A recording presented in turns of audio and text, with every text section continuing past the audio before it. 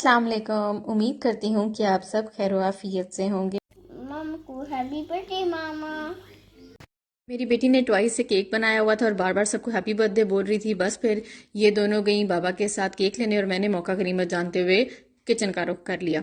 आज बना रहे हैं जी माश की दाल। बिल्कुल ढाबा स्टाइल बनती है और बेहद मज़े की होती है।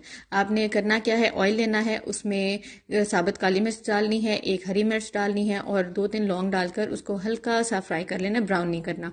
फिर उसमें आपने लहसुन अदरक का पेस्ट और ज़ीरा डालकर अच्छी तरह से भून लेना है। और फिर ये मैंने पेस्ट बनाकर रखा होता है जिसमें एक प्याज, 2 टमाटर और एक हरी मिर्च ये डाल दिया। फिर कुछ बेसिक स्पाइसेस डाले हैं जिसमें लाल मिर्च पाउडर है, सूखा धनिया पाउडर है, नमक है और हल्दी है। ये मैंने दाल भिगो कर रख दी थी। अब जब आप देखें कि अच्छी तरह से मसाला इसका रेडी है तो आपने इसमें माश की दाल ऐड कर देनी है। ठीक है, 2 से 3 मिनट का इसको प्रेशर देंगे और पानी सिर्फ इतना डालना है कि दाल इसमें भीग जाए।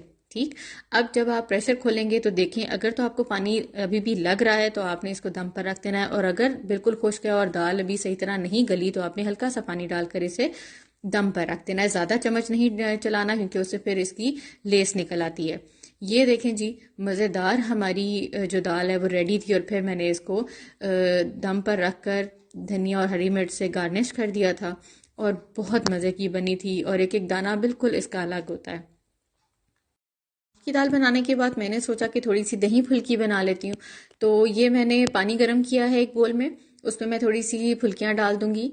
फिर इसके बाद मैंने हरी चटनी बनाकर रखी होती है, वो मैं आपको किसी दिन इसकी रेसिपी बताऊंगी। फिर मैं इसको जब ये ठंडी हो जाती है तो इसको क्यूब्स में काट लेती हूँ। मैंने दही में ये ऐड कर दी, उतनी देर ये मेल्ट हो जाएगी। फिर एक टमाटर छोटा काटा है, हरी मिर्च काटी है, फुल्कियाँ डाली हैं, फिर उसमें आलू उबाल लिया था वो डाला, और फिर प्याज और फिर ये चटनी जो थी ये दही में मिक्स करके ये मैंने इसमें ऐड कर दी। फिर इसमें थोड़ा सा नमक जाएगा, काली मिर्च जाएगी और चाट मसाला जाएगा।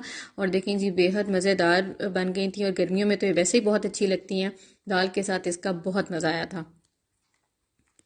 खाना बनाने के बाद बहुत सारे बर्तन जमा हो गए थे तो मैंने सोचा जल्दी से इसको भी क्लीन कर लेती हूँ।